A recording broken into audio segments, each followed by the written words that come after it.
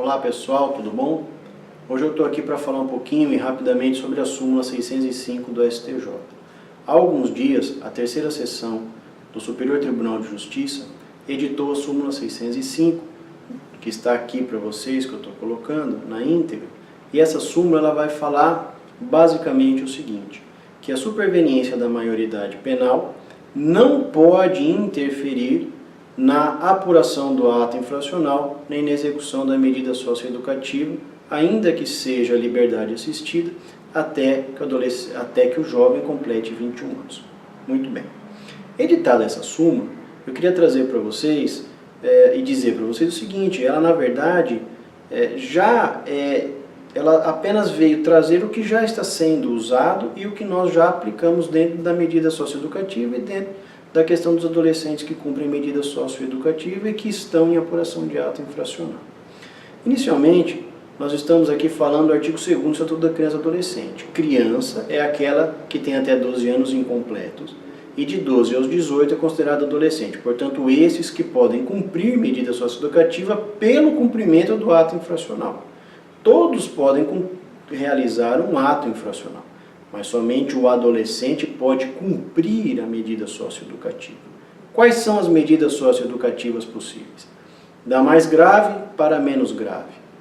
Internação, semi-liberdade, a liberdade assistida, a prestação de serviço à comunidade, a liberdade assistida e a reparação do dano. Essas são as medidas possíveis e previstas no Estatuto da Criança e Adolescente, que são transportadas para o SINASE, a Lei 12.594 de 2012, que é a lei que veio trazer a unificação da forma e do procedimento que devem regular a execução das medidas socioeducativas ou de parte delas. Isso vai ficar para uma próxima aula a gente falar rapidamente sobre isso. Pois bem, quando nós casamos essa situação, ou seja, essa súmula, com o artigo 46 do Estatuto, do SINASE, o que diz o artigo 46, parágrafo 1º? Que eu também vou colocar a íntegra aqui para vocês. E este artigo, ele diz que, advindo o adolescente que em cumprimento de medida socioeducativa atinge, portanto, a maioridade, está respondendo ao processo crime, ou que está respondendo ao processo crime durante a execução de uma medida socioeducativa, o juiz poderá, ou seja, é discricionariedade, analisando, logicamente, o caso desse adolescente em particular, extinguir a medida socioeducativa, como eu coloquei aqui para vocês.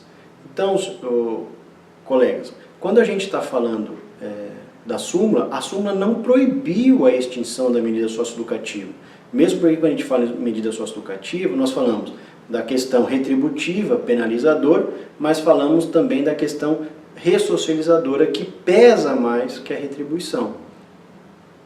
E isso vem evidenciado no artigo 35 do SINASE, que traz que as medidas socioeducativas têm que ser breves, princípio da brevidade, princípio da excepcionalidade da internação, ou seja, a internação sendo ela mais grave, ela é a última opção e não a primeira, é a última ratio e não a prima ratio.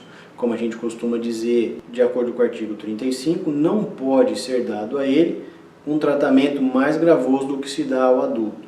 Então, quando a gente coloca toda essa análise sistemática e a infância e a juventude e a questão do adolescente que comete ato infracional, deve sempre ser analisado dentro dessa ordem e desse sistema, dessa orbe, que é a infância e a juventude. Portanto, a súmula ela veio acrescentar, veio trazer mais um complemento, mas ela não, como eu disse e digo de novo, ela não veio proibir a extinção da medida socioeducativa àquele que tem menos de 21 anos. Dentro das características de cada um, isso pode acontecer. E ela deve ser analisada conjuntamente, como eu acabei de dizer para vocês também, dentro desse sistema heterogêneo que é o direito e os interesses da infância e da juventude. Pessoal, mais uma vez, muito obrigado e até a próxima.